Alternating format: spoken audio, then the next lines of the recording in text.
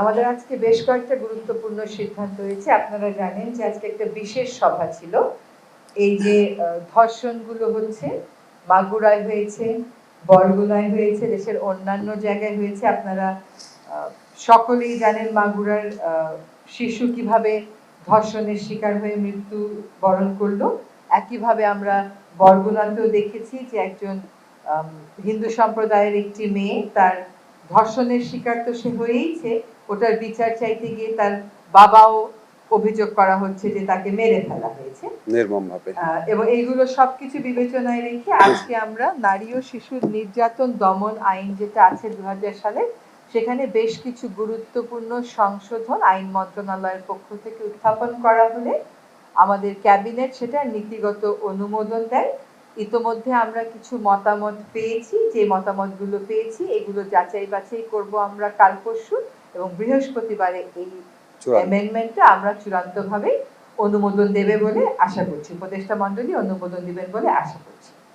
আমাদের এই ধর্ষণের বিচারের ক্ষেত্রে বিলম্ব হওয়ার একটা বড় কারণ হচ্ছে পর্যাপ্ত পরিমাণ ডিএনএ ল্যাব না থাকা। এই মুহূর্তে একটি মাত্র আছে। আজকে সিদ্ধান্ত হয়েছে যে আমরা চট্টগ্রামে এবং রাজশাহীতে দ্রুততার সাথে আরো 2টা ল্যাব ডিএনএ ল্যাব স্থাপন করব। আরেকটা সিদ্ধান্ত হয়েছে যে বিশেষ জুডিশিয়াল সার্ভিস কমিশনের মাধ্যমে দ্রুত কিছু সংখ্যক বিচারক নিয়োগ দেওয়ার প্রক্রিয়া শুরু করা হবে, যাতে করে ধর্ষণ সহ অন্যান্য মামলার বিচার প্রক্রিয়া ত্বরান্বিত করা যায়। আবার দ্রব্যমূল্য স্থিতিশীল রয়েছে, এইটা বিবেচনায় নিয়ে দ্রব্যমূল্য যাতে স্থিতিশীল থাকে এটা নিশ্চিত করার জন্য আমরা সিদ্ধান্ত নিয়েছি, এবং সবসময় বাজার মনিটর, আমদানি, সরবরাহ এই সকল বিষয়ে খেয়াল রাখার জন্য দায়িত্বপ্রাপ্ত উপদেষ্টাদেরকে মাননীয় প্রধান উপদেষ্টা মহোদয় প্রয়োজনীয় নির্দেশনা দিয়েছেন। আমরা আরো লক্ষ্য করছি যে বাজার ভাঙার নামে একটা নৈরাজ্য চলছে।